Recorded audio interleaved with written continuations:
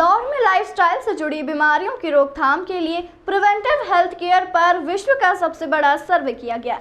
इंदौर सांसद शंकर लालवानी की अध्यक्षता में यह सर्वे सांसद सेवा संकल्प, सेंट्रल लैब, IMI एवं रेड क्रॉस द्वारा किया गया। स्वच्छता में नंबर 1 शहर को स्वास्थ्य में भी अग्रणी बनाने के उद्देश्य से यह सर्वे किया गया। इंदौर कलेक्टर इलाराजा टी ने मीडिया से चर्चा में कहा कि इस सर्वे से जुड़ी वस्तु स्थिति में लोगों को अवगत कराने के उद्देश्य से इस बैठक का आयोजन किया गया है। उन्होंने कहा कि इस सर्वे को लेकर बैठक में कई बुद्धिजीवी लोग भी शामिल रहे, जिन्होंने अपने अपने सुझाव दिए। आज सांसद महोदय की अध्यक्षता में एक नॉन कम्युनिकेबल डिजीज़ कहता है, हाइपरटेंशन, डायबिटिक, इस प्रकार का डिजीज़ होती है, उसके लेकर एक सर्वे हुआ है। वो सांसद सेवा संकल्प, red cross society, Indian medical association और सेंट्रल लैब है डॉक्टर विनीता कोठारी, उन सभी के सहयोग से हुआ है। इस सर्वे का चीज़ें हैं जनता के समक्ष में रखने के लिए ये बैठक आयोजित किया गया है। ये अपने आप में एक बहुत ही अनूठी और एक बहुत अच्छा इनिशिएटिव है और 1 लाख लोगों को एक सिटी में सर्वे करना भी मुझे लग रहा है मतलब बहुत रेयरली होता है। आई थिंक इसमें ऐसे सर्वे किया गया है, एक ऐसे 8 पैरामीटर्स हैं, पूरा स्क्रीनिंग किया गया है। उसके साथ साथ विभिन्न समाज के बीच का डिफरेंसेस हैं, जैसे बोरा समाज है या सिंधी समाज है, अग्रवाल समाज है, इस प्रकार समाज के बीच में किस प्रकार का कोलेस्ट्रॉल में, ग्लूकोज लेवल में अंदर कैसे हैं।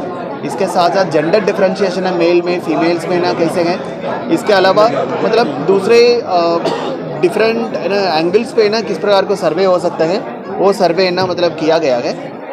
मुझे लग रहा है ये हमारे लिए एक अवेयरनेस क्रिएट करने के लिए मतलब ये पर्याप्त अवसर है।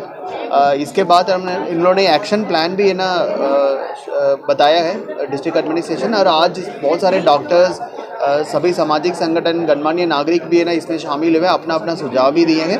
इसमें काफ़ी कुछ सुझाव बहुत अच्छे हैं। आने वाले समय पे इसी के लेकर हम एक प्रिवेंटिव हेल्थ केयर के लेकर स्क्रीनिंग का कैसे किया जाए और लोगों को आइडेंटिफाई कैसे किया जाए, और prevention is better than cure, उसके लेकर हम क्या क्या ऐसे गतिविधियाँ स्कूल लेवल पे या फिर एडमिनिस्ट्रेटिव लेवल पे, क्लब लेवल पे, वेलनेस सेंटर लेवल पे कैसे किया जाए, उसके लेकर हम काम करें। सर्वे में इक्वली निचला वर्ग, मिडिल क्लास और हायर क्लास को इंक्लूड किया गया। सरकार की मदद से बस्तियों में और वार्डों में 20 से 25,000 गरीब लोगों के भी टेस्ट हुए हैं। तो वाल्मीकि समाज के भी करीब 14,000 लोगों के टेस्ट हुए। तो इसमें हर क्लास, सोशो इकोनॉमिक क्लास को इक्वली इंक्लूड किया है।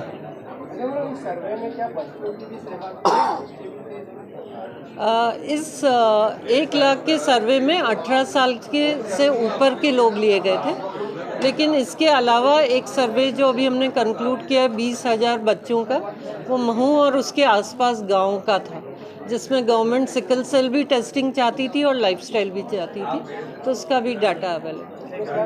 समाजों से सरकार की मदद से जगह जगह कैंप लगाए गए थे। नगर निगम के हर जोन में कैंप लगे हैं 2-3 बार। उसके अलावा हर कम्युनिटी ने, जैसे जैन समाज हो, अग्रवाल समाज हो, उन्होंने अपने सारे ग्रुप्स में ये टेस्ट कराए थे और इस तरह से अपन ने 1 लाख लोगों को।